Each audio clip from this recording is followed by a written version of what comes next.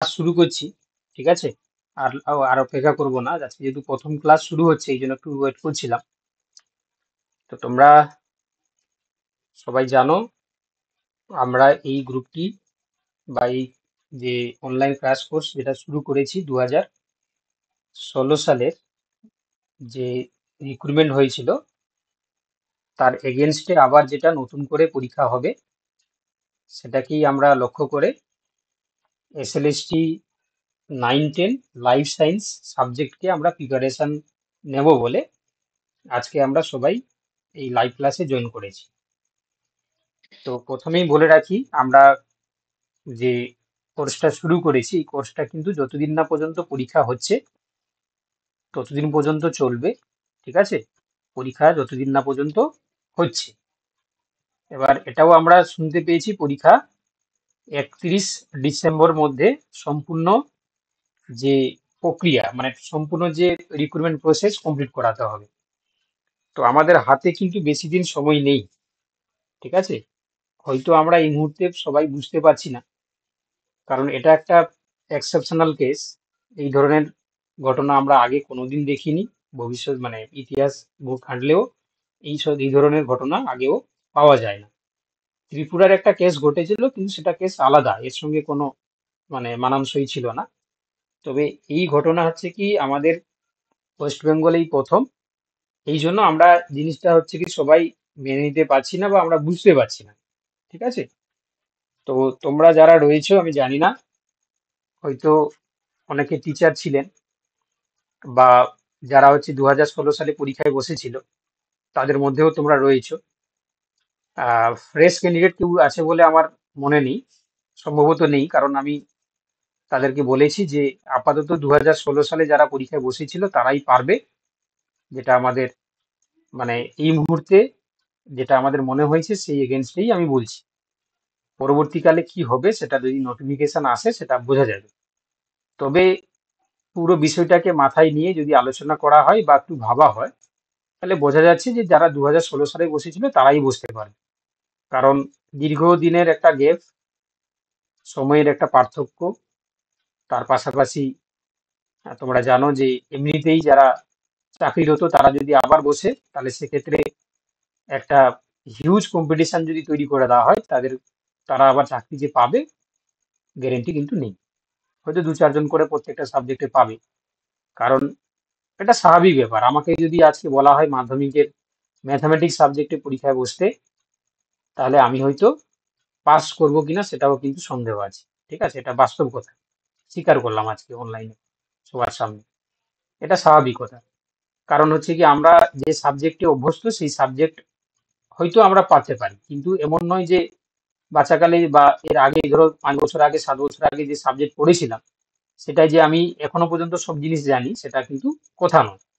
আর পড়াশোনা হচ্ছে অধ্যাবসায় বিষয়, যে বিষয়ে আমরা অধ্যাবসায় যদি কন্টিনিউয়াসলি করি তাহলে সেটা আমাদের মাথায় থাকবে। যদি অভ্যাস বা চর্চা যদি ছেড়ে দিই তাহলে সেটা মাথায় থাকবে না, ঠিক আছে?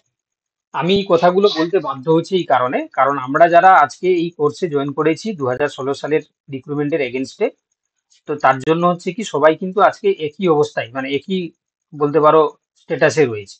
কারণ হয় আমরা বিভিন্ন মানে টিউশনের সঙ্গে যুক্ত ছিলাম, বা হয়তো আমরা যারা চাকরিহারা হয়েছি, যারা শিক্ষকতার সঙ্গে জয়েন করেছিলাম, আমরা এখন হচ্ছে কি হয়তো ক্লাস 9-10 পড়াই, ঠিক আছে? মানে ক্লাস 9-10 বলতে হচ্ছে কি যেটা এসএলএসটি 9-10 কথা বলছি না, এমনি নর্মাল ক্লাস 9-10 কথা বলছি। তো তার সঙ্গে গ্রাজুয়েশন বা মাস্টার ডিগ্রি সিলেবাসের সঙ্গে কোনো মিল নেই, এটাও তোমরা সবাই জানো। তো সেই জন্য আমরা প্রথম থেকেই আবার গোড়া থেকেই শুরু করছি, ঠিক আছে? একদম পুরো প্রথম থেকেই শুরু করছি, যাতে আমাদের বুঝতে সুবিধা হয়, যাতে আমাদের চর্চা করতে সুবিধা হয়, ঠিক আছে? এবার এই বিষয়ে বর্তমানে একটা মাথায় ক্লিয়ার ভাবে ঢুকিয়ে নাও যে পরীক্ষা হচ্ছে। কারণ লাস্ট যেটা হচ্ছে কি ডিসিশন যদি আমরা ধরি, সেই ডিসিশনকে যদি আমরা সামনে রেখে যদি ধরি পরীক্ষা কিন্তু কম্পালসারি হচ্ছে, ঠিক আছে? আজকে একটু আগেই এসএসসির একটা ক্লাস নিচ্ছিলাম, যেটা পুরোনো বেচ চলছিল আমাদের 9-10 ইমোশন বেচ করছে। তো তাতে একজন বলছে যে স্যার আহ, আশেপাশে অনেক দাদা, অনেক বন্ধুদের দেখছি যারা সত্যি যোগ্যতায় চাকরি পেয়েছিল তারা আজকে চাকরি হারা হয়েছে। কোথাও মনে হচ্ছে যে আবার পরীক্ষা দিতে হবে না, রিভিউ পিটিশন যদি করে গভর্নমেন্ট তাহলে আবার তারা চাকরি ফিরে পাবে। তো কথাটা সে হয়তো দেখেছে তার আবেগের থেকে মানবিকতার খাতিরে সে বলছে, মানে সেও একজন ক্যান্ডিডেট, মানে ফ্রেশ ক্যান্ডিডেট, কিন্তু সেও বলছে যে সেও চাইছে যে হ্যাঁ না, যারা যোগ্যভাবে চাকরি পেয়েছিল তারা যাতে চাকরিতে বহাল থাকুক। এবার দেখো আমরা, আমাদের ভাবনা, আমাদের আবেগ, আমাদের মানবিকতা আলাদা জিনিস, আইন ঠিক আছে আলাদা জিনিস, ঠিক আছে, আইন আইনের পথে চলে, আমাদের ভাবনা, আমরা আমাদের আবেগ আমাদের পথে চলে। তো ওতেই হচ্ছে কি সেই জিনিসগুলো বর্তমান সিচুয়েশনে না ভেবে, যে জিনিসটা রায় এসেছে সেই রায়টাকে যেহেতু গভর্নমেন্ট মেনে নিয়েছে, মানে পার্শ্বিকভাবে মেনে নিয়েছে, পুরোপুরি মানেনি যদিও, হয়তো আহ, বিরোধিতা করতে পারে বা বুঝতেই পারছো কি কারণে করতে পারে, ঠিক আছে, কারণ বিরোধিতা করা ছাড়া তো আর গতি নেই, কারণ এদের জন্যই আজকে পুরো জিনিসটাই ঘটলো। কারণ এরা যদি সব জিনিসটা যদি সব মানে যখন আলটিমেট ধরা পড়লো তখন যদি সত্যটা যদি প্রকাশ করতো তাহলে আজকে এই দিনটা দেখতে হতো না। তো যেহেতু হচ্ছে কি করেনি, আর ভবিষ্যতে করবে বলে মানে আশা নেই, ঠিক আছে, আশা কারণ আশা এই কারণে নেই, কারণ করলে আবার নতুন কেস আবার ঘুরবে আর কি। তো এই জন্য আমরা ওই সমস্ত চর্চায় না গিয়ে, ঠিক আছে, আপাতত হচ্ছে কি ধরে নিলাম যে পরীক্ষা হচ্ছে, ঠিক আছে। তো তোমরা যারা 2016 সালে যারা পরীক্ষায় বসেছিলে বা যারা চাকরিরত ছিলে, যদি কেউ থাকো, ওই সমস্ত জিনিস ভুলে গিয়ে আবার পঠন পাঠনে আমরা মনোনিবেশ করব। বাকি কি হবে সেটা আমরা ভবিষ্যতে দেখব, ঠিক আছে। এখন আপাতত হচ্ছে কি আমরা যেহেতু কোর্সে জয়েন করে গেছি, তাহলে নিশ্চয়ই হচ্ছে কি 90% আমাদের মন সাই দিয়েছে যে আমাদেরকে পড়তে হবে, তাই তো। বাকি 10% হয়তো এপাশ সেপাশ বিভিন্ন তথ্য শুনে, কথাবার্তা শুনে মনে হচ্ছে যে কি হবে এখনো পর্যন্ত আমরা বুঝতে পারছি না। তাহলে 90% যেহেতু নিজে থেকে তোমরা হার মেনে নিয়েছো যে পরীক্ষা হবে, তো ওতে হচ্ছে কি যেহেতু কোর্সে ঢুকে পড়েছো, তাহলে আপাতত হচ্ছে কি আশেপাশে কথা না ভেবে আমাদেরকে পঠন পাঠনে মনোনিবেশ করতে হবে, ঠিক আছে। এটা শুনতে খারাপ লাগলেও এটাই বাস্তব। জানি না আমার সঙ্গে কতজন তোমরা একমত হবে, তবে এটাই হচ্ছে কি আমি মানে পরিষ্কার করে তোমাদেরকে বলছি, যেহেতু আমরা কোর্সে ঢুকে পড়েছি, পড়াশোনা শুরু করে দেবো। এবার দেখো আমি খুব সংক্ষেপে তোমাদেরকে ক্লাস রুটিনটা তুলে তুলে ধরছি। দেখো এখানে সোমবার দিন রয়েছে তোমাদের বোটানি, আর বুধবার রয়েছে তোমাদের জুলজি, শুক্রবার রয়েছে তোমাদের ফিজিওলজি। এবার তোমরা হয়তো অনেকে বলবে যে স্যার 10:30 থেকে রেখেছেন, আমার তো 10টা থেকে খেয়ে খাওয়ার পর আমার ঘুম চলে আসে, বা আমার একটা রুটিন ছিল, তো সেই রুটিনটা ব্রেক করতে হয়। বা কেউ মনে করবে যে আমার স্যার সকালে আবার টিউশন পড়ানো থাকে, কোচিং সেন্টার রয়েছে, আমি ছোটখাটো একটা কোচিং সেন্টারে পড়াই। এবারে সত্যি কথা বলতে কি আমাদের হাতে এই মুহূর্তে আর কোনো টাইম নেই, ঠিক আছে, কোনো শিডিউল আর ফাঁকা নেই। এই শিডিউলটা ফাঁকা আছে, আমারও এই ক্লাস করাতে আমারও মানে কষ্ট হয়তো হচ্ছে বা হবে, কিছু করার নেই, ঠিক আছে, এই টাইমটাকে পাথেয় করে আমাদেরকে চলতে হবে। যাদের খুব সমস্যা হবে তারা তোমরা রেকর্ডেড ক্লাসে দেখে নেবে, এই টাইমটা এপাশ সেপাশ করা যাবে না। কারণ এর আগে আমি জাস্ট 10:30টার সময় একটা ক্লাস শেষ করলাম, আবার তোমাদেরটা শুরু করলাম, ঠিক আছে, 10:30টার আগেই শুরু শেষ করলাম, 10টা 25-এ। তো ওতে হচ্ছে কি তোমরা একটু কষ্ট করে ক্লাসগুলোকে ম্যানেজ করতে হবে। আমরা এই শিডিউলটা যে বানিয়েছি তোমাদের জন্য, সোমবার হচ্ছে বোটানি, বুধবার জুলজি, শুক্রবার ফিজিওলজি, এবং রবিবার তোমরা দেখতে পাচ্ছ, তোমরা ভাবছো যে মক টেস্ট জিনিসটা কি। না দেখো, এই যে বোটানি, জুলজি, ফিজিওলজি আমরা যে সপ্তাহে 3 দিন পড়ছি, এই বোটানি, জুলজি, ফিজিওলজির উপরে মানে যে চ্যাপ্টার ধরো পড়লাম আমরা রবিবার দিন সকালবেলা তোমাদেরকে গ্রুপে, হোয়াটসঅ্যাপ গ্রুপে, ঠিক আছে, তোমাদের দেখো হোয়াটসঅ্যাপ গ্রুপ আর টেলিগ্রাম গ্রুপ দুটো দেওয়া হয়েছে, হোয়াটসঅ্যাপ আর টেলিগ্রাম। তোমরা সবাই জয়েন করেছো, একটু রেসপন্স করো। টেলিগ্রাম গ্রুপ আর হোয়াটসঅ্যাপ গ্রুপ দুটোই জয়েন করেছো তোমরা, তাই তো। এবারে শুনে নাও মন দিয়ে, এটা এটা একটু শুনে নাও, ঠিক আছে, এটা বলে দিচ্ছি কারণ জানা দরকার রয়েছে, না তো তোমরা মাঝখানে আবার মানে হোয়াটসঅ্যাপে বা ফোনে আবার জানাবে। দেখো তো এখানে হোয়াটসঅ্যাপে আমরা যে এই যে লাইভ ক্লাস করানোর আগে তোমাদেরকে গ্রুপে পাঠালাম, হোয়াটসঅ্যাপে পাঠালাম লিঙ্কটা, তোমরা জয়েন করলে। ঠিক একইভাবে রবিবার দিন সকালবেলা আমরা এই যে সোমবার, বুধবার এবং শুক্রবারের যে ক্লাসটা করছি, সেই টপিকের উপরে মক টেস্ট, ঠিক আছে, একটা লিঙ্ক দিয়ে দেওয়া হবে। মক টেস্টের একটা লিঙ্ক দেওয়া হবে, লিঙ্ক বলতে একটা গুগল ফর্মে একটা লিঙ্ক দেওয়া হবে। সেই লিঙ্কে ক্লিক করলে যেমন ভাবে অনলাইনে পরীক্ষা দেওয়া হয় সেরকম করে কোশ্চেন চলে আসবে, এবিসিডি করে অপশন থাকবে। তোমরা লিঙ্কে মানে প্রত্যেকটা ক্লিক করলে যে লাস্টে গিয়ে সাবমিট অপশন থাকবে, সাবমিট করলে ওটা আমাদের কাছে চলে আসবে। তো তোমরা হচ্ছে কি সারাদিনে তাহলে তোমরা বলবে স্যার ওই সময় কি দিতে হবে? তো দেখো সকালে যে সময়টা তোমাদেরকে দেওয়া হবে, তোমরা রাতে ক্লাস হচ্ছে 10:30 পর্যন্ত, তাহলে তার আগে তোমরা ওই মক টেস্টটাকে সাবমিট করে দেবে। কি বললাম বুঝতে পেরেছো তো? তাহলে ধরো সাপোজ আমি ধরলাম যে 9টার সময় তোমাদেরকে গ্রুপে দিয়ে দিলাম, ঠিক আছে, 9টার সময়। তাহলে তুমি সকাল 9টা থেকে রাত 9টা কত হচ্ছে?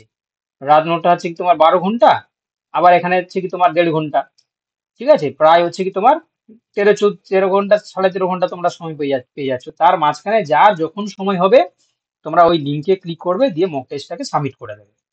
সাবমিট করে দিলে যখন আমরা রাত 10:30টার সময় ক্লাসে আসবো, ঠিক আছে, তখন আমরা কে কত নাম্বার পেয়েছে সেই লিস্টটা দেখিয়ে দেবো, এবং যে কোশ্চেনগুলো তোমরা মক টেস্ট সাবমিট করলে প্রত্যেকটা কোশ্চেনের আমরা অ্যান্সার গুলোকে অ্যানালাইসিস করবো, যে কেন ওই উত্তরটা হলো, কেন ওই উত্তরটা না হয়ে অন্য অপশনটা হতে পারতো, কেন হলো না। ঠিক আছে, প্রত্যেকটা কোশ্চেনকে আমরা অ্যানালাইসিস করবো রবিবার দিন। ঠিক আছে, এটা দরকার, ঠিক আছে, কোশ্চেন অ্যান্সার প্র্যাকটিস করানো দরকার রয়েছে, মক টেস্ট দেওয়া দরকার রয়েছে, তবে গিয়ে তোমরা বুঝতে পারবে, এবং যতজন কোর্সে তোমরা জয়েন করেছো প্রত্যেকের পজিশনটাও বুঝতে পারবে কে কত নাম্বার পাচ্ছে। ঠিক আছে, ওই নাম্বারটা কিন্তু দেখানো হবে কে কত নাম্বার পাচ্ছে। তো আশা করি, এবারে শোনো, এবারে তোমরা বলবে যে স্যার সপ্তাহে মাত্র 3টে দিন ক্লাস, ঠিক আছে, আমাদের হাতে যদি সময় না থাকে, তো তার জন্য অল্টারনেটিভ ওয়ে আমি ভেবে রেখেছি। আমরা প্রায় 2017 সাল থেকে ব্যাচ কোর্স পড়াই এসএসসির জন্য, ঠিক আছে। তো সেখানে আমরা হচ্ছে কি এই যে লাস্ট যে ব্যাচ কোর্সটা চলছে ইমোশন এবং হচ্ছে কি তোমার যোদ্ধা ব্যাচ কোর্স, ঠিক আছে, ওটা ফ্রেশ রিক্রুটমেন্ট যারা, মানে যারা ফ্রেশ ক্যান্ডিডেট রয়েছে, তো ইমোশন হচ্ছে এসএলএসটি 9-10 এবং যোদ্ধা যেটা চলছে এটা এসএলএসটি 11-12। তো তাদের কোর্স, এবং এর আগেও আমরা বহু কোর্স করিয়েছি, তোমরা জানো, অনেকে তোমরা দেখেছো যে আমরা মাদ্রাসার কোর্স করিয়েছি।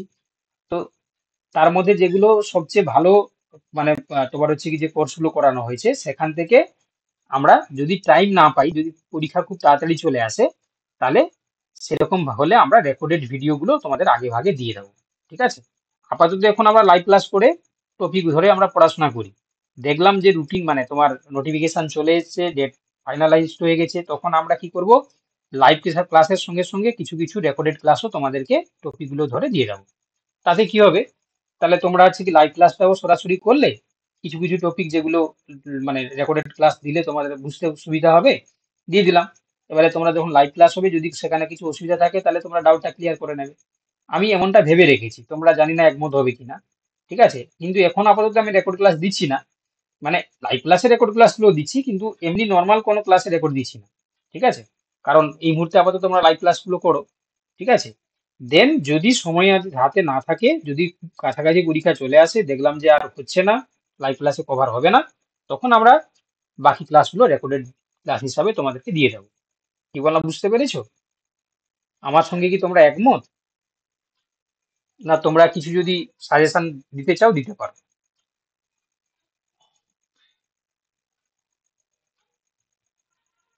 বলো কিছু, বলতে পারলে তোমরা বলতে পারো, আমি তো তোমাদের নাম দেখাচ্ছি না, তোমরা তো জাস্ট ভয়েসে কথা বলছো, কে বলছো বুঝতে পারবে না, কি বলো। হ্যাঁ স্যার, একমত। বাকিরা যারা রয়েছে বলো।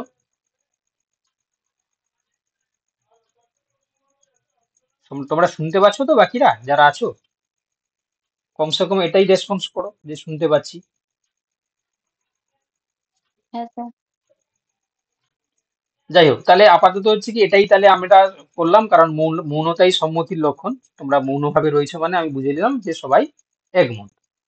আচ্ছা, এবার তোমরা জানো যে আমাদের সিলেবাস যেটা রয়েছে, ঠিক আছে, দেখতে পাচ্ছ হিউজ সিলেবাস, এটা তোমরা আশা করি সবাই দেখেছো।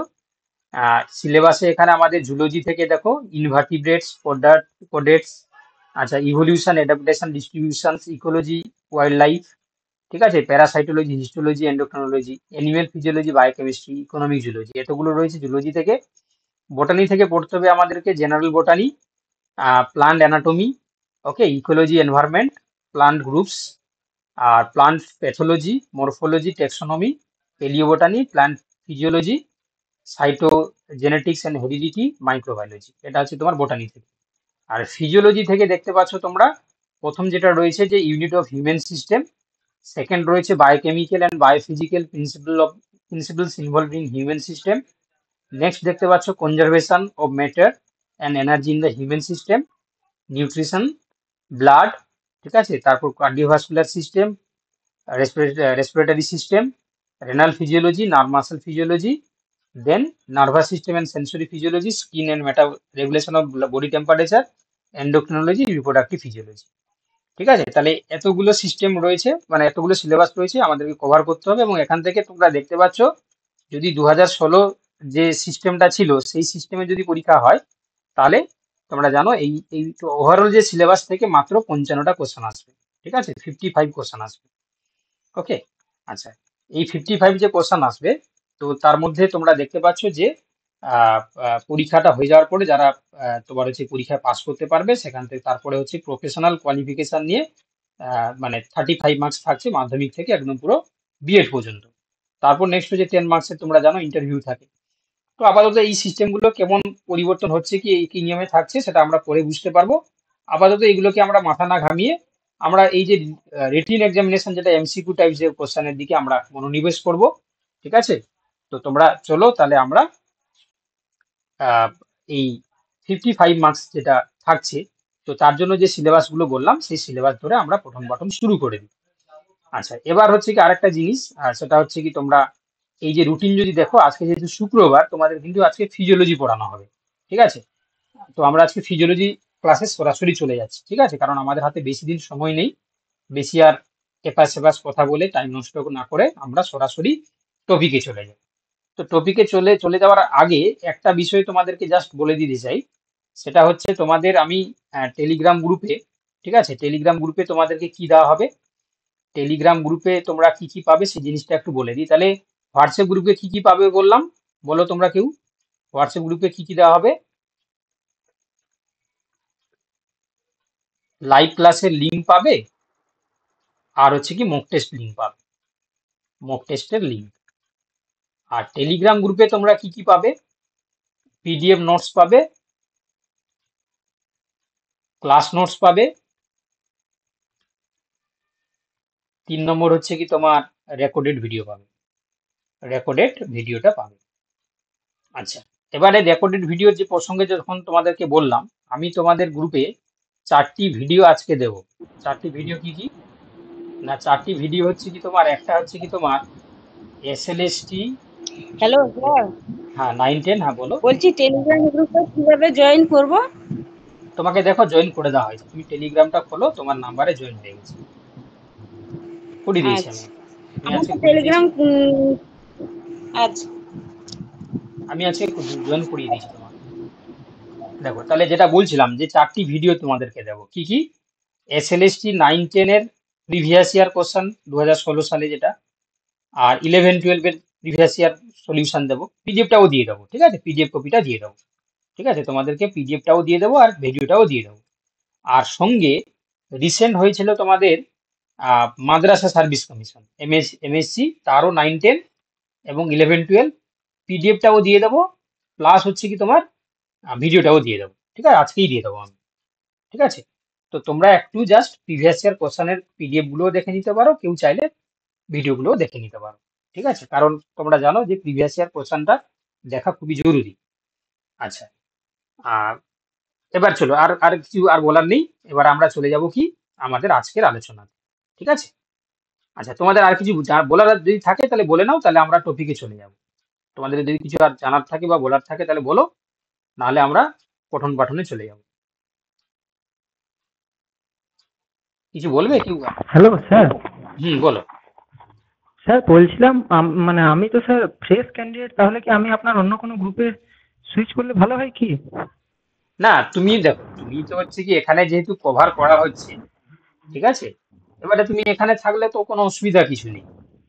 আদার্স আদার্স যেটা না স্যার, যে এই যে কোর্স, ধরুন যদি পরীক্ষা দিয়ে দেয় 2016, তাহলে স্যার মানে তখন তো ধরুন রেকর্ডেড ক্লাস আপনি দেবেন, হ্যাঁ, তো স্যার তাহলে অন্য গ্রুপে করলে স্যার আমি মানে বেশি সময় ধরে লাইভ ক্লাসটা করতে পারতাম, সেই জন্যই দেখো স্যার আপনার এবারে কাছে যাওয়া। এবারে তোমাকে আমি বলছি, দেখো আমাদের যে আদার্স কোর্স চলছে। স্যার আমিও ফ্রেশ ক্যান্ডিডেট। আচ্ছা ঠিক আছে, তোমাদের জন্য বলছি, দেখো আমি তোমাদেরকে বুঝিয়ে দিচ্ছি। দেখো আমাদের যেটা কোর্স দুটো চলছে, এটা আছে ইমোশন চলছে, ইমোশন যেটা এসএলএসটি 9-10 এর জন্য, এটা অলরেডি হচ্ছে প্রায় শেষের পথে, প্রায় এটা আছে কি 5 মাসের রানিং। আর একটা যেটা আছে কি যোদ্ধা বেচ, ওটাও হচ্ছে কি 11-12 এর জন্য, ওটাও হচ্ছে কি 5 মাসের রানিং। তো আর মাস দুয়েকের মধ্যে ওই সিলেবাস দুটো কমপ্লিট হয়ে যাবে। তাহলে তোমরা ওখানে ঢুকলেও সেই আগের ক্লাসগুলো তোমাকে রেকর্ডেড ক্লাস দেখতে হবে। তার থেকে তোমরা একটা ফ্রেশ বেচ কোর্স শুরু হচ্ছে মানে তোমরা যদি এখানে যদি ঢোকো, তাহলে প্রথমের দিকের যে ভিডিওগুলো তোমরা লাইভ ক্লাস করতে পারছো। আরে এদের পরীক্ষা হওয়া মানে তুমি ধরে নাও হচ্ছে কি তোমার আগস্ট সেপ্টেম্বর ধরে যাবে, ঠিক আছে? এটা চলছে কি মাস মাস এটা হচ্ছে তোমার এপ্রিল। তাহলে April May June July August অনেকটাই তোমার পড়া হয়ে যাচ্ছে, মানে অনেকটাই তোমার লাইভ ক্লাস চলে যাবে। আমি কি বললাম, যদি তোমার লাক বাই চান্স দেখা গেলো আমরা আর টাইম পাচ্ছি না, তখন যদি হচ্ছে সিলেবাস বাকি থাকে তখন আমি রেকর্ডেড ক্লাসগুলো দেবো। কি বললাম বুঝতে পারলে? কিন্তু তার মাঝখানেও ক্লাস চলবে। রুটিন যেমন পরীক্ষার আগের দিন পর্যন্ত যে রুটিন তোমাদেরকে দেওয়া হয়েছে, সেই রুটিন অনুযায়ী ক্লাস কিন্তু কন্টিনিউয়াসলি চলবে। কেমন? ক্লাস বন্ধ থাকবে না। এবার তার মাঝখানে যদি আমরা সিলেবাস কভার করতে না পারি তখন দেবো। তো ওতে তোমরা ভালো সুযোগ পেয়েছো ফ্রেশ একটা ব্যাচ কোর্সে প্রথম থেকে পড়ার। ঠিক আছে, তোমাদের একটু চিন্তার কিছু কারণ নেই। বোঝাতে পারলাম? হ্যাঁ স্যার। এবারে আদার যে দুটো ব্যাচ চলছে, তাহলে সেখানে মাঝখানে ঢুকলে তোমাকে সেই 4-5 মাসে যে ক্লাসগুলো তোমাকে রেকর্ডেড ক্লাসই দেখতে হতো। তো ওতে হচ্ছে কি তোমরা হচ্ছে কি যে ফ্রেশ কোর্সে ঢুকেছো তাতে কোনো অসুবিধা কিছু নেই, পড়ো, সমস্যা কিছু হবে না। ঠিক আছে, চলো। এবারে আরেকটা জিনিস তোমাদেরকে দেওয়া হবে, সেটা হচ্ছে কি প্রত্যেক রবিবার, ঠিক আছে, প্রত্যেক রবিবার, শুনতে পাচ্ছ তোমরা? প্রত্যেক রবিবার তোমাদের হচ্ছে কি স্পেশাল একটা ট্রিটমেন্ট দেওয়া হবে। সেটা হচ্ছে কি প্রত্যেক রবিবার আহ, কি দেওয়া হবে না, একটা করে মডেল কোশ্চেন পেপার দেওয়া হবে। কি দেওয়া হবে? একটা মডেল কোশ্চেন পেপার। ওকে, যেটা কিনা থাকবে কি 90 কোশ্চেন থাকবে, এই বোটানি জুলজি ফিজিওলজি মিলিয়ে। এবারে তোমাদেরকে বলবে যে স্যার আমরা তো এই পড়া শুরু করছি, আমরা পুরো পুরো সিলেবাসটা কি করে মডেল কোশ্চেন পেপার করব? তো এটা আমরা লাইভ ডিসকাস করে দেবো, ঠিক আছে? আমি যেদিনকে রবিবার যখন ক্লাস করাবো তখন তোমাদেরকে লাইভ ডিসকাশন করিয়ে দেবো। আমি এই কারণে করাচ্ছি, কারণ দেখা গেল প্রায় যদি প্রত্যেকটা রবিবার নিয়ে আমরা যদি 40-50টা যদি মডেল টেস্ট করে নিতে পারি, আমাদের অনেকগুলো কোশ্চেন কিন্তু প্র্যাকটিস করা হয়ে যাবে। ঠিক আছে, কি বললাম বুঝতে পেরেছো? মক টেস্টের সঙ্গে সঙ্গে হ্যাঁ মক স্যার। টেস্টের সঙ্গে কি বললাম, 90 এমসিকিউর একটা মডেল টেস্ট তোমাদেরকে দেওয়া হবে। ঠিক আছে, তো এটা কিন্তু প্রত্যেক রবিবার মক টেস্টের সঙ্গে থাকছে। তোমরা বলবে যে স্যার আমাদের যেহেতু সিলেবাস আপনি শুরু করলেন, মক টেস্ট দিলে আমরা পারবো না, তাহলে আমি তার উত্তরে কি বললাম, এটা আমরা লাইভ ডিসকাশন করে দেবো। ঠিক আছে, তো এটা আছে কি তোমার করলে কি বললাম, অনেকগুলো মডেল টেস্ট যেহেতু হয়ে যাচ্ছে, তাতে তোমরা কিন্তু বেনিফিটেড থাকবে। ঠিক আছে, আশা করি তোমরা আমার সঙ্গে একমত, আশা করি তোমরা বুঝতে পারছো জিনিসটা। ঠিক আছে, স্যার মক কারণ টেস্টটা কি অনলাইনে হবে? মক টেস্টটা হচ্ছে কি তোমার অনলাইনেই হবে। হ্যাঁ, মক টেস্টটা অনলাইন হবে, কিন্তু এই যে মডেল টেস্টটা কিন্তু আমি পিডিএফ আকারে দেবো। আমি আগে থেকে বলে দিলাম, মডেল টেস্ট যেটা তোমার হচ্ছে কি এটা 90 যে কোশ্চেনের যেটা, এটা কিন্তু পিডিএফ আকারে শুধু কোশ্চেন পেপারটা দেওয়া হবে। আর বাকি যেটা আছে কি তোমার মক টেস্ট যে লিঙ্কগুলো দেওয়া হবে, সেগুলো কিন্তু লিঙ্ক আকারে দেওয়া হবে। সেই লিঙ্কে তোমরা ক্লিক করলে অনলাইনে দিতে পারবে। বোঝাতে পেরেছি? হ্যাঁ মানে ধরো স্যার। আজকে আজকে শুক্রবার, কিন্তু এই যে রবিবার সানডে যেটা, সানডে তোমরা কিন্তু আজকে যে টপিকটা পড়ানো হচ্ছে এই টপিকের উপর তোমরা কিন্তু মক টেস্ট একটা পাবে, মক টেস্ট, আর তার সঙ্গে কিন্তু একটা মডেল টেস্ট পাবে। বুঝতে পারলে? এই জিনিসগুলো একটু ক্লিয়ার হয় না। ঠিক আছে, আর তোমরা যখন তখন ফোন টোন করবে না, কারণ বুঝতে পারছো অনেকগুলো কোর্স চলছে আমার। ঠিক আছে, আমি হয়তো একা পড়াচ্ছি না, অনেকে পড়াচ্ছে, কিন্তু হচ্ছে কি সব জিনিসটা তো কি তোমার দেখভাল করতে হচ্ছে। তো তো এই জন্য যখন তখন তোমরা ফোন করবে না, যখন সমস্যা কিছু থাকবে, যখন আমরা লাইভ ক্লাসে আসবো, সেই লাইভ ক্লাসে তোমরা মানে জিজ্ঞাসা করলে আমি বলে দেবো, মানে কোনো সমস্যা থাকলে। বা তোমরা হোয়াটসঅ্যাপ রয়েছে, হোয়াটসঅ্যাপ করতে পারো, ফোন ফোন টোন করবে না, সমস্যা হয়। ঠিক আছে, হয়তো আমি তখন মানে তুমি যে প্রবলেমটা বলছো সেখানে তার সলিউশনটা আমি বলতে পারছি না, কারণ ক্লাস ক্লাস থাকে। তো এই জিনিসটা তোমরা একটু মেনটেন করবে আর কি, দিলে ভালো হয়। ওকে, চলো, যাই হোক, অনেক কথা হয়ে গেছে, এবার আমরা তাহলে ক্লাসে চলে আসছি। চলো, তাহলে প্রথম ক্লাসে তোমরা স্যার দেখতে পাচ্ছ। হ্যাঁ হ্যালো বলো। হ্যাঁ বলো। স্যার, একটা কথা বলবো। বলো। স্যার বলছিলাম যে 11-12 এর ব্যাচটা কবে থেকে শুরু হবে সেটা জানতে 11-12 চাইছিলাম। এর কালকে ক্লাস আছে তোমাদের, যেমন হচ্ছে কি আচ্ছা বলে দিই, তোমাদের সোম বুধ শুক্র, তাই তো? ওদের হচ্ছে কি মঙ্গল বৃহস্পতি শনি, ওদের মঙ্গল আচ্ছা বৃহস্পতি শনি। আচ্ছা স্যার, ওকে। ধন্যবাদ স্যার। হুম। হুম। দেখো তাহলে তাহলে আমরা আজকে শুরু করছি কি, দেখো, ইউনিট অফ হিউম্যান সিস্টেম। তো ইউনিট অফ হিউম্যান সিস্টেমের মধ্যে আমাদেরকে দেখতে পাচ্ছ কি কি পড়তে হবে না, structure, function, relationship of cell and its organelles and different tissues. ঠিক আছে, অর্থাৎ আমাদেরকে সেল এবং অর্গানেলের বিভিন্ন রকম স্ট্রাকচার এবং তাদের ফাংশন সম্বন্ধে জানতে হবে, এবং সেই সঙ্গে আমাদের টিস্যু সিস্টেম সম্বন্ধে জানতে হবে। তো সেই জন্য আমরা প্রথমেই শুরু করছি, দেখো, সেল থিওরি দিয়ে।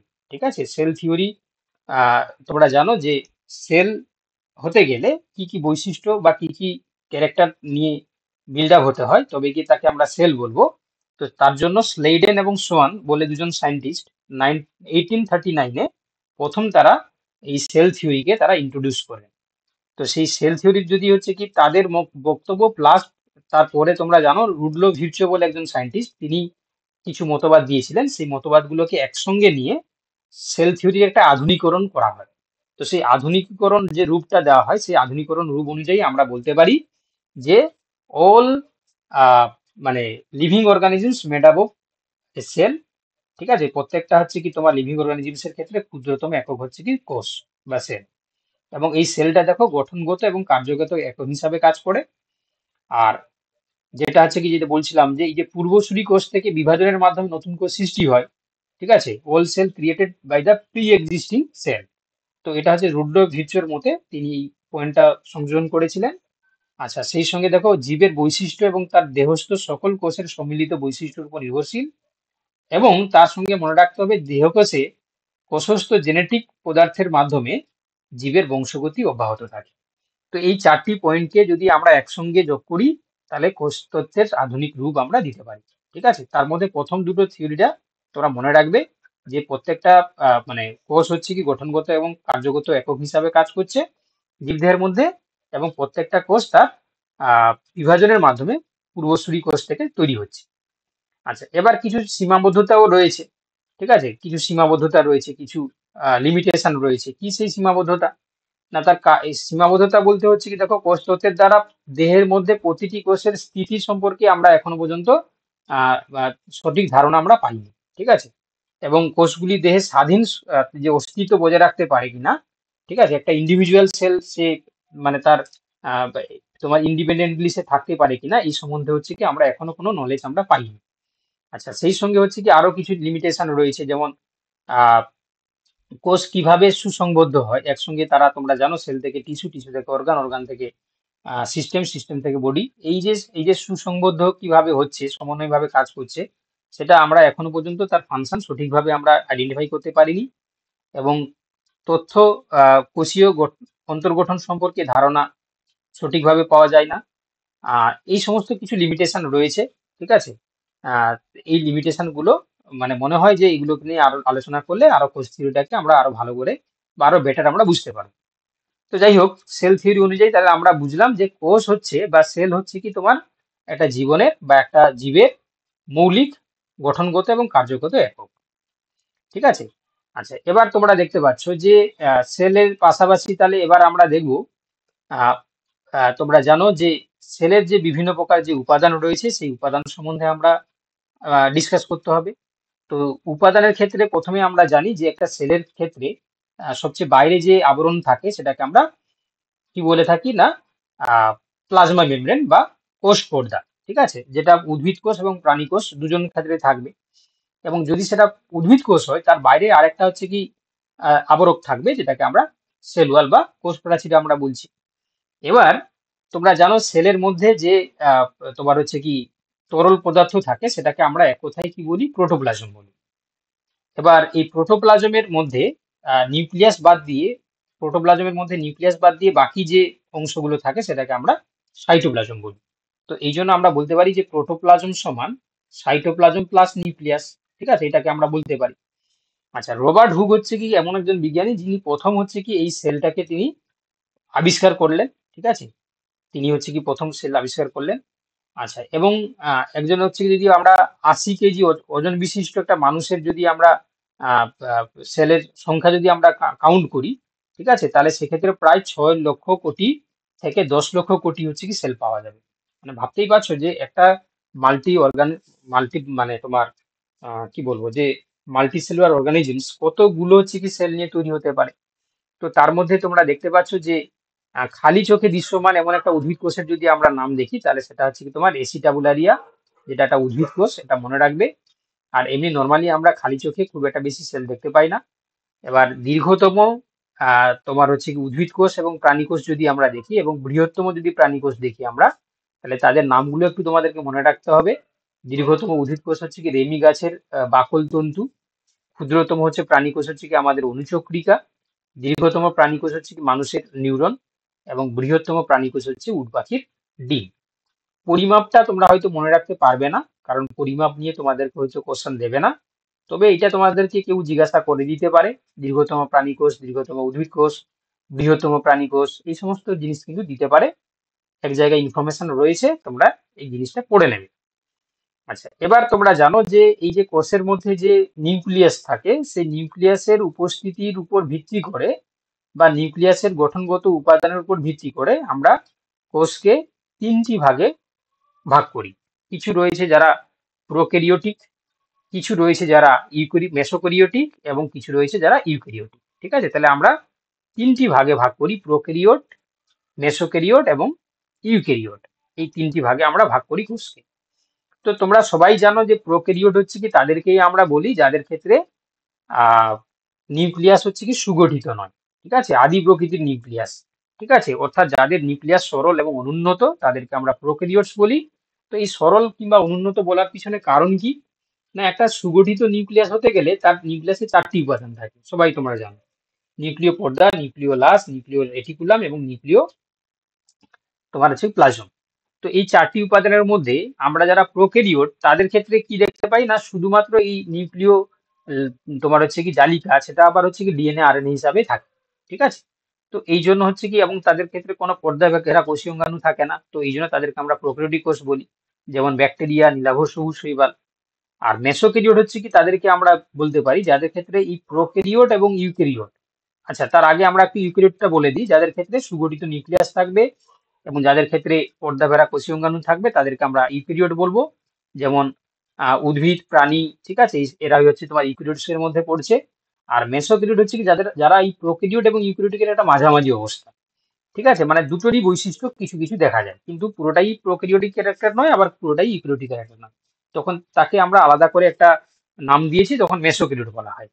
তো সেই মেসোক্যারিওটিকের ক্ষেত্রে তোমরা দেখতে পাচ্ছ যে মধ্যবর্তী দশা আমরা দেখতে পাচ্ছি, এবং কোষের যে নিউক্লিয়াস উন্নত এবং পর্দাবিত হতে পারে, এবং ক্রোমোজোম হচ্ছে আম্লিক প্রোটিন দ্বারা গঠিত হয়।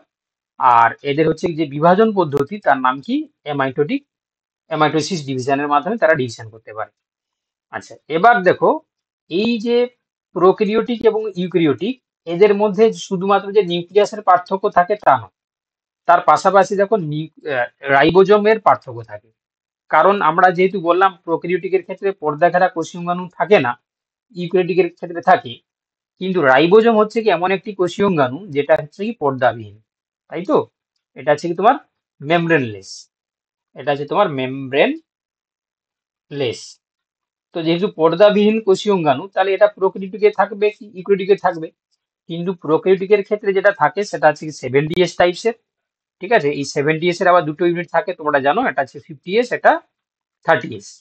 আর যেটা হ্যাঁ, কি ইউক্যারিওটিকের ক্ষেত্রে তোমার হচ্ছে 80S টাইপসের ক্ষেত্রে এর আবার দুটো ভাগ থাকে, 60S এবং 40S।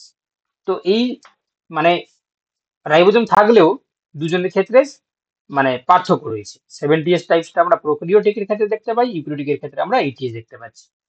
আচ্ছা, শুধু তাই নয়, আরো কিছু আমরা বৈশিষ্ট্য দেখতে পাই। কিরকম না, প্রোক্যারিওটিকের কোষে রাইবোজোম গুলো সাইটোপ্লাজমিক বিক্ষিপ্ত অবস্থায় থাকে, কিন্তু ইউক্যারিওটিকের কোষে রাইবোজোম কোথায় থাকবে, সাইটোপ্লাজমিক বিক্ষিপ্ত অবস্থায় বা কোনো কোষীয় অঙ্গাণুর মধ্যে থাকবে। তোমরা জানো যে ক্লোরোপ্লাস্ট, মাইটোকন্ড্রিয়া, নিউক্লিয়াসের মধ্যে এন্ডোপ্লাজমিক রেটিকুলামের যেটা অমসৃণ, অর্থাৎ রাফ এন্ডোপ্লাজমিক রেটিকুলাম, ওই কোষীয় অঙ্গাণুর মধ্যেও থাকতে পারে।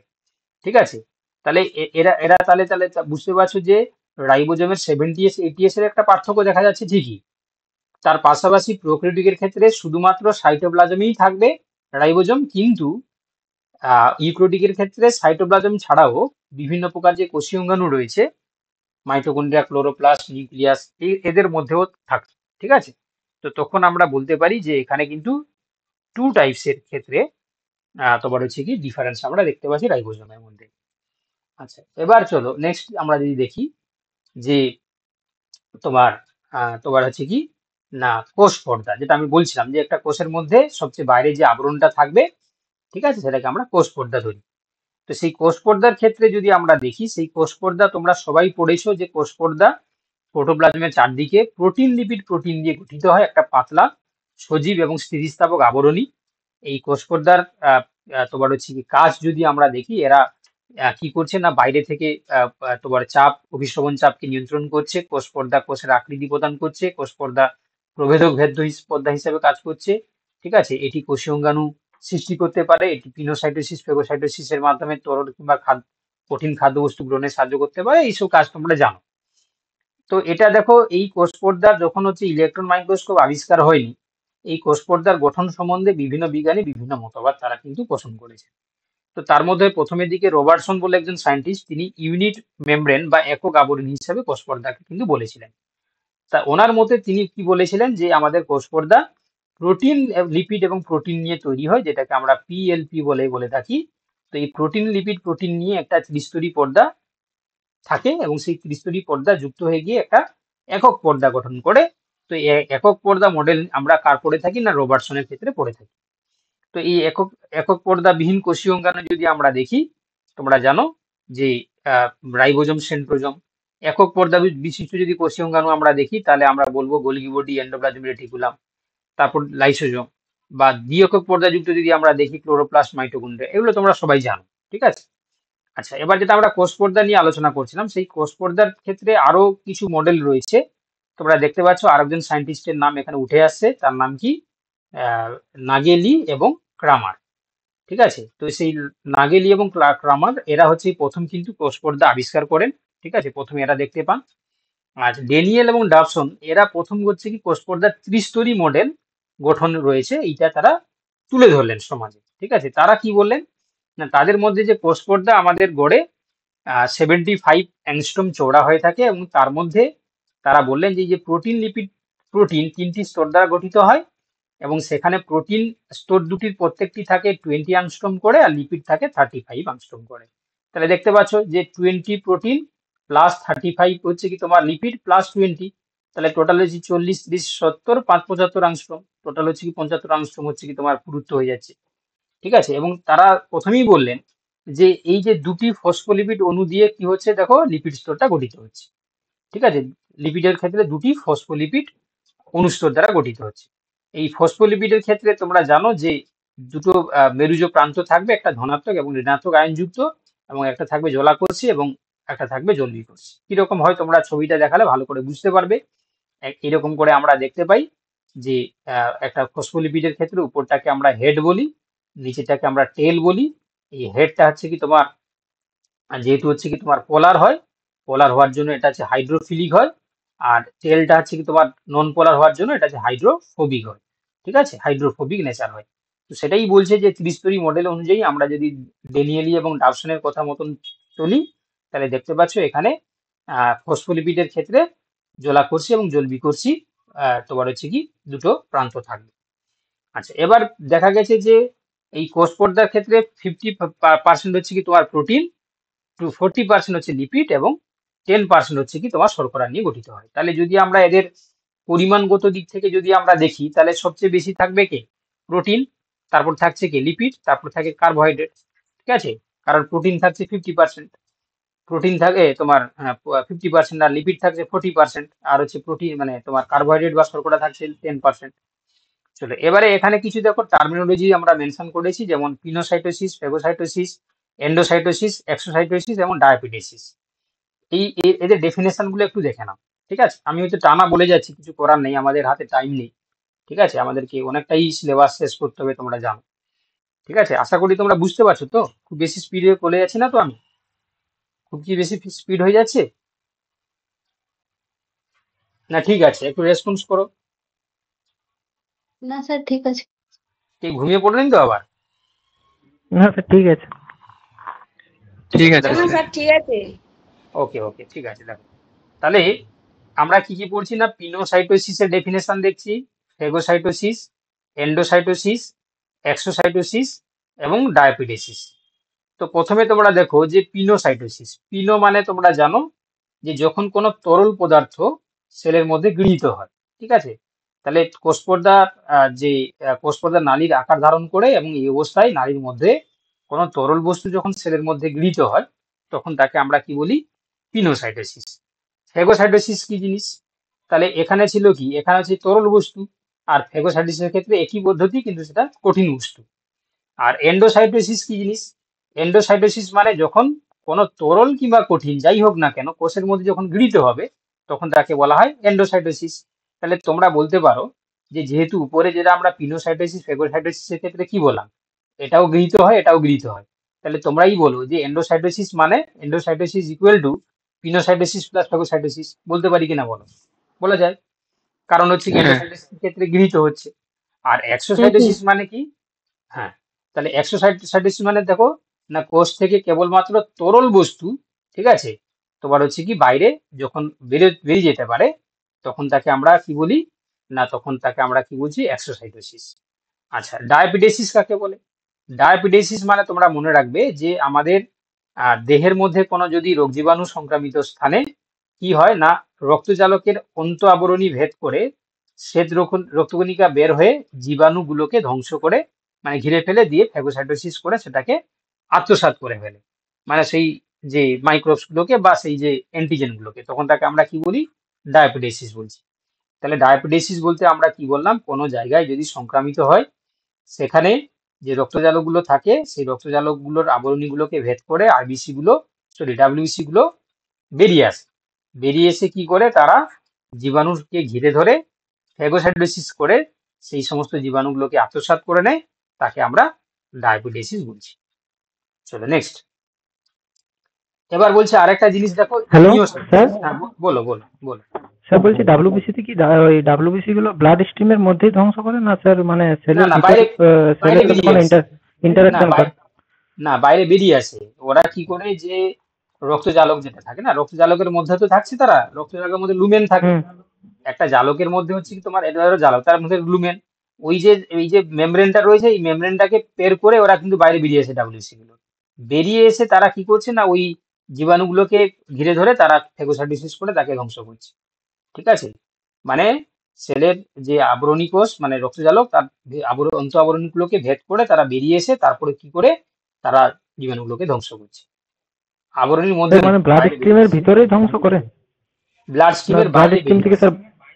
বাইরে আচ্ছা আচ্ছা, বাইরে। সেলের সাথে ইন্টারাকশন করে ধ্বংস করে, ঠিক আছে। হ্যাঁ চলো, এবার হচ্ছে কি দেখো এমিওসাইটোসিস। এমিওসাইটোসিস কাকে বলে? না এমিওসাইটোসিস বলতে আমরা কি বুঝি দেখো, যে কোষে ক্ষরণ পদার্থ সহ সৃষ্ট গহ্বর কোষের পরিধির দিকে যখন সরে আসে অবশেষে বিদীর্ণ হয়ে এই পদার্থগুলোকে দেহের বাইরে যখন হচ্ছে নিক্ষিপ্ত করে দেয় তখন তাকে আমরা কি বলছি, এমিওসাইটোসিস। অর্থাৎ যখন কোনো হচ্ছে কি দেখো কোনো একটা জায়গায় কি হয় না একটা তোমার হচ্ছে কি কোনো ক্ষরণ পদার্থ, ঠিক আছে, সেটা কি করে একটা গহ্বর সৃষ্টি করে কোষের পরিধির দিকে সরে আসে, দিয়ে তারপরে অবশেষে কি হয় না বিদীর্ণ হয়ে বাইরে বেরিয়ে আসে। কেমন ধরো তোমাদের একটা উদাহরণ দিলে তোমরা বুঝতে পারবে, ধরো কোন একটা গরম পাত্রে আমাদেরকে ফোসকা পড়ে গেছে, ঠিক আছে, মানে চার্জ হয়ে গিয়ে সেখানে ফোসকা পড়ে গেছে, তাহলে দেখবে সেই ফোসকাটা ফুলে গিয়ে বাইরের দিকে কি করে, এটা তোমার হচ্ছে কি আহ, বাইরের দিকে হচ্ছে কি তোমার একটা আহ, উম, মানে কি বলবো গ্রোথ সৃষ্টি করে। এবার আর যখন তারপরে কি হয় দেখবে সেটা আস্তে আস্তে করে সেই ফোসকাটা ফেটে গিয়ে তার মধ্যে থেকে তরল বা কোনো পদার্থ সেটা বাইরে বেরিয়ে আসে। ঠিক একইভাবে যখন কোনো হচ্ছে কি ক্ষরণ পদার্থ সহ সৃষ্ট গহ্বর কি করে কোষের পরিধির দিকে সরে আসে দিয়ে অবশেষে বিদীর্ণ হয়ে গিয়ে ওই কোষের মধ্যে যে সমস্ত পদার্থগুলো থাকে তারা বাইরে বেরিয়ে আসে, তখন তাকে আমরা কি বলি, এমিওসাইটোসিস আমরা বলি। হুম চলো, এবার হচ্ছে কি দেখো ক্রোমাটোফোর। চলো নেক্সট আমরা জিনিসে চলে আসছি কি যে ক্রোমাটোফোর। ক্রোমাটোফোর হচ্ছে কি দেখো তোমরা আমরা সবাই হচ্ছে কি তোমরা ক্লোরোফিলের নাম শুনেছো তোমরা, ঠিক আছে, ক্লোরোফিল আমরা সবাই জানি। এবারে ক্রোমাটোফোরটা কি জিনিস, না যারা যারা অনুন্নত, যারা হচ্ছে কি তোমার তোমার হচ্ছে কি বলতে পারো যে উদ্ভিদ। হ্যাঁ বলো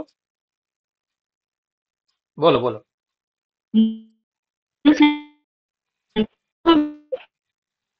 শুনতে পেলাম না, তুমি কি শুনতে পেলে কি বলছো?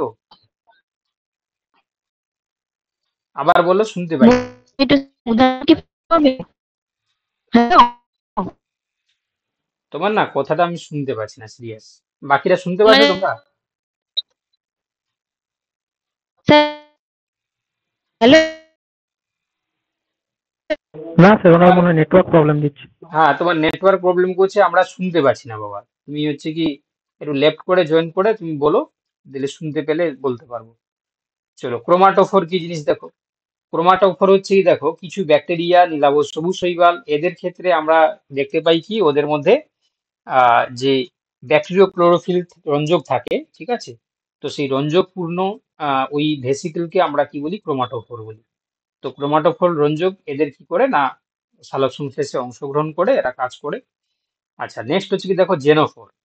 জেনোফোরটা কি জিনিস, না জেনোফোরটা হচ্ছে কি দেখো, ব্যাকটেরিয়ার কোষের মধ্যে, হ্যাঁ, তো কি হয় না তাদের যে, যেহেতু আদর্শ নিউক্লিয়াস থাকে না, ঠিক আছে। তো সেই তোমার হচ্ছে কি নিউক্লিয়াস, এটা আদর্শ নিউক্লিয়াস কিন্তু নয়, ঠিক আছে, এটা কোনো কারণে টাইপ মিস্টেক হয়েছে। তো সে নিউক্লিয়াস এবং ওই ঠিক আছে থাকে না বলেছে, ঠিক আছে, আদর্শ নিউক্লিয়াস এবং ক্রোমোজোম থাকে না। তো ওদের ক্ষেত্রে কি হয় না, তোমাদেরকে আমি আগেও বলেছিলাম যে এদের যেহেতু আদর্শ নিউক্লিয়াস থাকে না, ওদের জেনেটিক যে মেটেরিয়াল সেটা, ঠিক আছে, সেটা কি করে না, ওদেরও শুধুমাত্র যে মানে হিস্টোন প্রোটিনও থাকে না, তাই না, হিস্টোন প্রোটিন থাকে না। তো সেই জন্য হচ্ছে কি নেকের ডিএনএটা হচ্ছে কি তোমার অবস্থান করছে কোষের মধ্যে। তো সেই যে ক্রোমোজোমটাকে বা সেই যে নেকের ডিএনএটাকে এদেরকে কি বলা হয় না, জেনোফোর, বা আরেকটা নামে বলা হয় কি, নিউক্লিয়য়েড বলা হয়, ঠিক আছে। তো সেই জেনোফোর হিসাবে আমরা বলে থাকি, বা ব্যাকটেরিয় ক্রোমোজোমও আমরা বলতে পারি। আচ্ছা, এবার এই জেনোফোর তাহলে কি করে না, ব্যাকটেরিয়া কোষের বিভাজনে, রেণু উৎপাদনে সাহায্য করছে। আচ্ছা, এবার দেখো প্রোটোপ্লাস্ট, ঠিক আছে, হোয়াট ইজ প্রোটোপ্লাস্ট, না কোষে প্রোটোপ্লাজম প্রথম লক্ষ্য করেন কে, বিজ্ঞানী ডুয়ারডিন। ডুজারডিন, ঠিক আছে, মনে রাখবে, ডুজারডিন হচ্ছে প্রথম প্রোটোপ্লাস্টকে তিনি আহ, লক্ষ্য করলেন। এবারে প্রোটোপ্লাজম হচ্ছে কি, তোমরা বলেছিলাম যে কোষ পর্দা বাদ দিয়ে বাকি সেলের মধ্যে যা কিছু থাকবে সেটাকে বলা হয় প্রোটোপ্লাজমস। তাহলে প্রোটোপ্লাস্ট নাম করেছিলেন ডুজারডিন, কিন্তু পরবর্তীকালে প্রোটোপ্লাজম নামটা করলেন কে, না পারকিনজি, বিজ্ঞানী পারকিনজি প্রোটোপ্লাজম নামকরণ করলেন। আর প্রোটোপ্লাস্ট হচ্ছে দেখো, প্রোটোপ্লাস্ট কোষের মধ্যে সংগঠিত প্রোটোপ্লাজমকে প্রোটোপ্লাস্ট বলা হয়, ঠিক আছে। তাহলে কোষের মধ্যে সংগঠিত যে প্রোটোপ্লাজম থাকে, সংগঠিত অবস্থায় থাকলে তখন তাকে আমরা প্রোটোপ্লাস্ট বলি, ঠিক আছে। এবার প্রোটোপ্লাজম যেটা দেখতে পাচ্ছ যে কোষের মধ্যে সজীব, ঈষৎ স্বচ্ছ, অর্ধতরল কলয়েডীয় বস্তুকে আমরা কি বলি না, প্রোটোপ্লাজম বলি। ওকে, কোষের মধ্যে তাহলে সজীব, ঈষৎ স্বচ্ছ, অর্ধতরল কলয়েডীয় যে বস্তু থাকে তাকে আমরা কি বলছি না, প্রোটোপ্লাজম বলছি। চলো, এবার হচ্ছে দেখতে পাচ্ছ যে প্রোটোপ্লাজম, নিউক্লিয়াস এবং সাইটোপ্লাজম, মানে প্রোটোপ্লাজমটা হচ্ছে কি তোমার নিউক্লিয়াস এবং সাইটোপ্লাজম নিয়ে গঠিত হয়। অলরেডি আমি আগেও বলেছিলাম যে আমরা যখন এই প্রোটোপ্লাজম থেকে নিউক্লিয়াসটাকে বাদ দিই, বাকি যেটা পড়ে থাকবে সেটাকে আমরা সাইটোপ্লাজম বলি। তো সেই সাইটোপ্লাজমের মধ্যে তাহলে কি কি থাকবে না, সাইটোপ্লাজমের মধ্যে থাকবে হচ্ছে কি তোমার বিভিন্ন প্রকার কোষীয় অঙ্গাণু থাকবে, ঠিক আছে, কারণ নিউক্লিয়াস বাদ দিয়ে বাকি যেটা থাকে সেটা, তার মধ্যে কোষীয় অঙ্গাণু থাকবে। সাইটোপ্লাজমে বিভিন্ন প্রকার উৎসেচক থাকবে, ঠিক আছে, নির্জীব বস্তু থাকতে পারে, কোষীয় অঙ্গাণু তো বললাম আমি। আচ্ছা, এবার দেখো এক্টোপ্লাজম, এন্ডোপ্লাজমস, এটা কি জিনিস। এক্টোপ্লাজম হচ্ছে দেখো কোষে কোষ পর্দা সংলগ্ন পাতলা, স্বচ্ছ, স্থিতিস্থাপক ও দানাবিহীন যে সাইটোপ্লাজমের বহিঃস্তর থাকে তাকে আমরা কি বলি, এক্টোপ্লাজম বলি। ওকে, আবার আমি বলছি, কোষের যে কোষ পর্দা থাকে সেই কোষ পর্দা সংলগ্ন একটা পাতলা, স্বচ্ছ, স্থিতিস্থাপক একটা দানাবিহীন সাইটোপ্লাজমের বহিঃস্তর যেটা থাকে সেটাকে আমরা কি বলছি, এক্টোপ্লাজম বলছি। তাহলে অ্যাকচুয়ালি কিন্তু সাইটোপ্লাজমের যে বাইরের অংশটাকে আমরা কি বলছি, এক্টোপ্লাজম।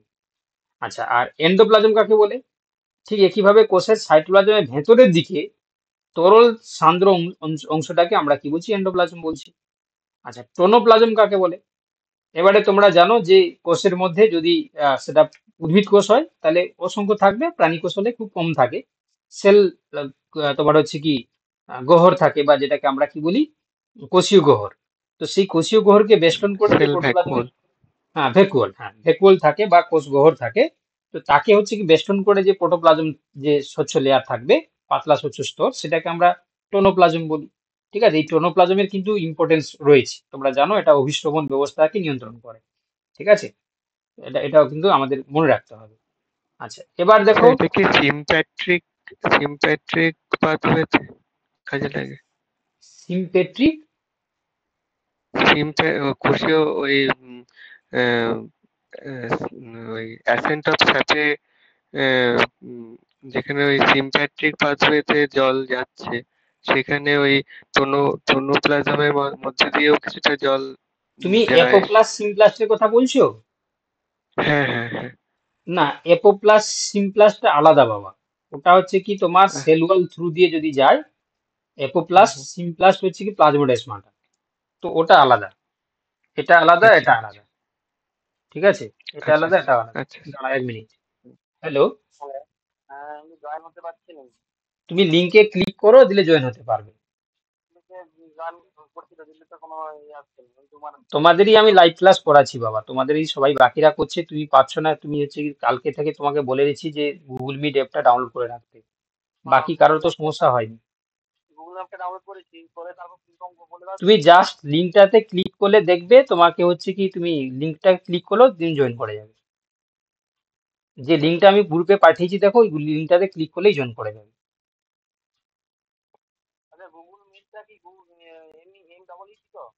হ্যাঁ, ওটা ডাউনলোড না করলেও ডাইরেক্ট জয়েন করা যায়। ঠিক আছে, তুমি এমনি লিঙ্কটাতে ক্লিক করো না। তোমার তো এমনি তো হচ্ছে কি তোমার ইয়ে ইমেল খোলা আছে। দেখো তাহলে যেটা বলছিলাম, দেখো তাহলে টোনোপ্লাজম ব্যাপারটা বুঝতে পারলে। টোনোপ্লাজম তাহলে কি হলো না, কোষগহ্বর বা ভ্যাকুয়ালকে ঘিরে যে পাতলা স্বচ্ছ প্রোটোপ্লাজমের যে লেয়ার থাকে সেটাকে আমরা টোনোপ্লাজম বলছি।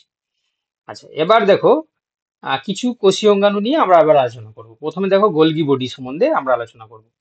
তো দেখো গোলগি বডি যেটা আছে ইউক্যারিওটিক কোষে নিউক্লিয়াসের কাছে, ঠিক আছে, সাইটোপ্লাজমে একটি একক পর্দা বৃত একটা চ্যাপ্টা থলির মতন যে তোমার হচ্ছে কি আহ, তোমার হচ্ছে কি স্তরীভূত এবং সমান্তরাল হয়ে বিন্যস্ত একটা কোষীয় অঙ্গাণু থাকে, তাকেই আমরা কি বলি না, গোলগি বডি বলি।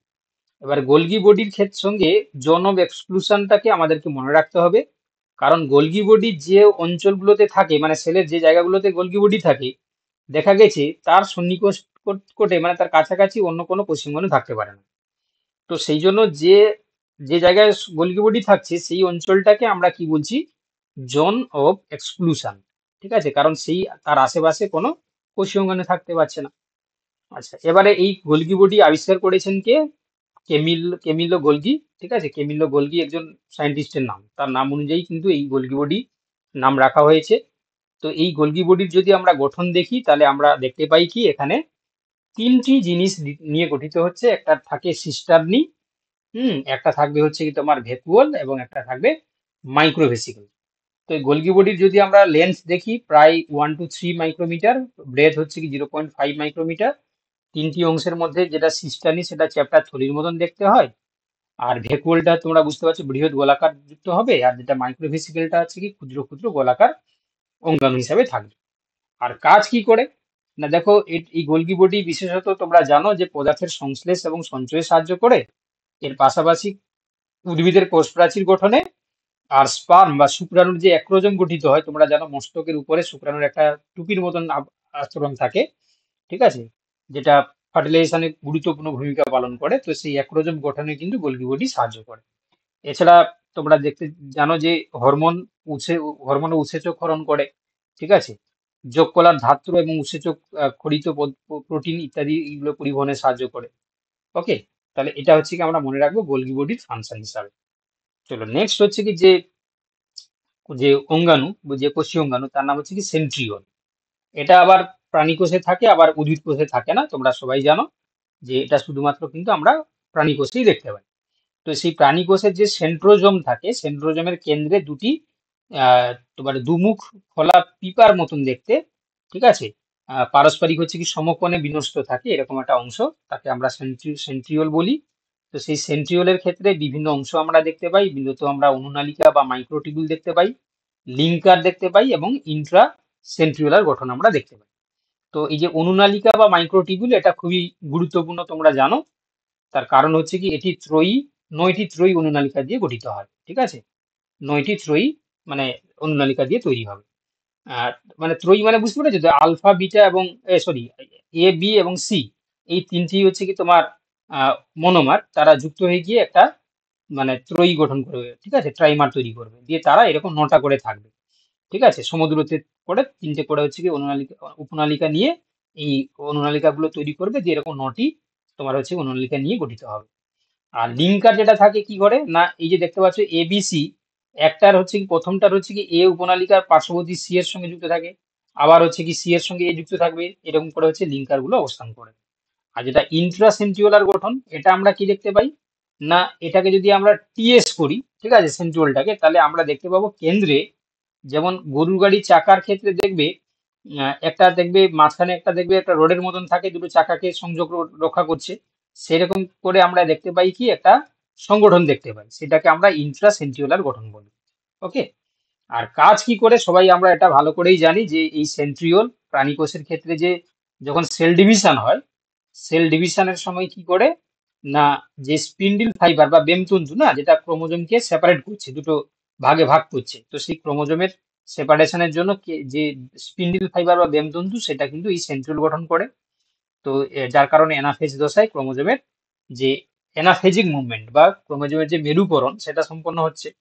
তার পাশাপাশি দেখো কোষের সিলিয়া ও ফ্লাজেলা সৃষ্টি করে, আর শুক্রাণুর হচ্ছে পুচ্ছ গঠন করে, ঠিক আছে, এটাও কিন্তু মনে রাখতে হবে, স্পার্মের যে টেল পার্টটা থাকে সেটা কিন্তু তৈরি করে। চলো এবার হচ্ছে কি আমরা পরের অংশতে চলে যাচ্ছি। দেখো যে ডিপ্লোজম কাকে বলে না, বলছে কোষের স্থির দশায় সেন্ট্রোজোমে একটি সেন্ট্রিওল থাকে, কোষের বিভাজন দশায় এটি দুটিতে বিভক্ত হয়, একে আমরা কি বলছি, ডিপ্লোজম বলছি। তাহলে স্থির দশায় মানে যখন তোমরা জানো যে আমাদের যদি সেল সেল ডিভিশন যদি আমরা দেখি ইন্টারফেজ এবং এম ফেজ দুটো ভাগে ভাগ করি, তাহলে ইন্টারফেজে আমরা একটাই দেখতে পাচ্ছি, যখন সে ডিভিশন স্টেজে যাচ্ছে তখন সেটা দুটো ভাগে ভাগ হয়ে যাচ্ছে, তখন তাকে আমরা ডিপ্লোজম বলছি। আর ডিপ্লিওজম কাকে বলা হয় না, তোমরা জানো যে অমেরুদণ্ডী এবং কিছু প্রাণীকোষ রয়েছে, এবং তার পাশাপাশি উদ্ভিদের ক্ষেত্রে সাইটোপ্লাজমে যে গোলগি বডি থাকে তাকে আমরা ডিপ্লিওজম বলি, এটি ক্ষরণে সাহায্য করে। আর পিনোজোম এবং ফেগোজোম কাকে বলে, পিনোজোম হচ্ছে কি তোমরা জানো যে পিনোসাইটোসিস প্রক্রিয়ায় কোষে সৃষ্ট তরল বস্তু সহ গহ্বরকে আমরা পিনোজোম বলি, আর ফেগোসাইটোসিস প্রক্রিয়ায় যে সৃষ্ট যে কঠিন বস্তু সহ গহ্বরটাকে আমরা ফেগোজোম বলি। ঠিক আছে, তো এতটাই আপাতত আজকে থাক, আজকে যেহেতু প্রথম ক্লাস তোমাদের শুরু হলো ক্লাস, ঠিক আছে, এতটাই আজকে থাকবে। আজকে কত তারিখ, 18 তারিখ, তাই তো, আজকে 18 তারিখ তো, তাহলে আজকে এতটাই, হ্যাঁ হ্যাঁ স্যার। স্যার। হ্যাঁ আজকে এতটাই থাক, কারণ আমরা আজকে যেহেতু প্রথম ক্লাস শুরু করলাম, প্রথমে তোমাদের ইন্ট্রোডাকশনে অনেকটাই টাইম চলে গেছে, পরের দিন আমরা মাইটোকন্ড্রিয়া থেকে শুরু করব।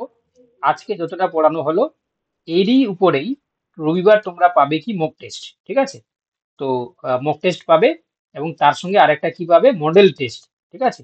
তাহলে এই দুটো জিনিস মাথায় রেখে দাও, আজকে আমরা যতটা পড়ালাম তারপরে হচ্ছে একটা মক টেস্ট পাবে তোমরা রবিবার সকালবেলা তোমাদের হোয়াটসঅ্যাপ গ্রুপে, আর একটা মডেল টেস্ট পাবে।